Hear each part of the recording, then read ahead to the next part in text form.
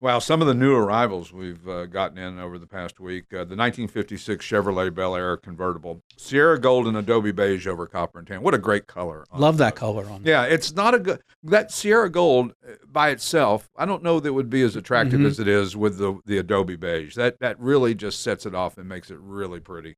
And then, of course, the copper and tan interior Florida car, garage cap, known history, a 265 cubic inch 4-barrel V8, 2-speed power glide automatic.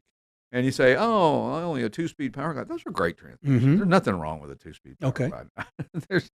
They shift nicely. They only have to shift once, less chance for things to go wrong. Good. All that good stuff. How about the 1931 Chevrolet Universal 1.5-ton truck? Red and black over beige. This thing is a top-notch restoration. Beautiful truck. Long-term ownership, 194 cubic inch inline 6, heavy-duty hauler, which seems like an oxymoron from having a inline 6-cylinder. Yeah. Those things were workhorses. Torquey, yeah. Very torquey. Remember the 235 Chevys that had the straight 6, the Blue Flame 6, I think it was? And, yeah, they had more power than you give them credit for. It's true. It's hard to believe that they can push a big truck like that, but they do. How about the 1980 Chevrolet Camaro Z28, red, orange over tan? that red-orange is an interesting color. It's really... It's one that I don't really remember seeing it back in the day, but I know that I did. This one's got 38,000 actual miles. Numbers matching 350 cubic inch V8, correct turbo hydromatic 350 automatic, 10-bolt 342 posi axle, very nicely preserved. I mean, 38,000 miles on a car from 1980. 1980 was 20 years ago, right? I always say that. 44 years. 45. Wow. Isn't that crazy? That is crazy. I know, hard to believe. How about the 1957 Mercedes-Benz 180D sedan? This has got a 1,767 cc inline-4 diesel with a 4-speed manual transmission. Classic Mercedes quality, extensive service records. It's black over red. It is the prototypical Mercedes that you would remember from the 50s. You know, we didn't grow up.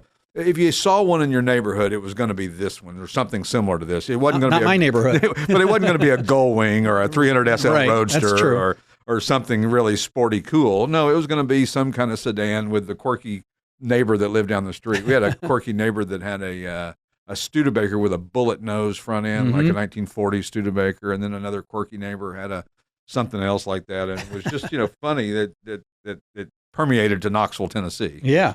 Which was, big on Oldsmobile and Buicks and Chryslers. There's always that quirky neighbor. Yeah. Well, here's the quirky neighbor for you right here. 1972 Citroen DS 21 4-door sedan, British racing green and light green over saddle. That's an interesting color on that car. It is. You don't see that very often. And it's got a nifty hydro pneumatic. Pneumatic. Is the P silent? It is. Of course it is. Like pneumonia. Pneumonia. The pneumatic suspension on these cars are amazing. When they handle better than almost any car from that era. I mean, you literally could go around a corner that in most cars you might do at 20 miles an hour, and this thing you could hit it at 40 or 45, and it wouldn't even unsettle it. It just bounces. Yeah, they're renowned for that. 132 cubic inch 4-cylinder, lots of service paperwork, 4-speed manual transmission. So this one's a lot of fun to drive and interesting to look at. And then last but not least, the 1955 Pontiac Star Chief Convertible. Beautiful. I love this car. Yep. Black and mist white over black and white. Long-term ownership. It's an older restoration, but you sure wouldn't know it by looking at it. It is really well held done up well. And held up well. I always tell people, there's nothing wrong with an older restoration because it'll tell you things that something that's freshly restored may not tell you yet. That's right. So there's nothing wrong with an older restoration, and the quality of the products back then maybe could have been better or worse. You don't know, but don't hold it against the car because it was restored 20 years ago. Look at the overall quality of the car. You can tell the difference. This one's got the 287 cubic inch Strato Streak V8, 4-speed hydromatic automatic transmission, all the options you could imagine. So check out those and any of the other cars, classicautomall.com. I was talking last week off the air of, when we were poor and we were buying. There was a place in Knoxville, Tennessee called Reasonable Ron's Used Tires.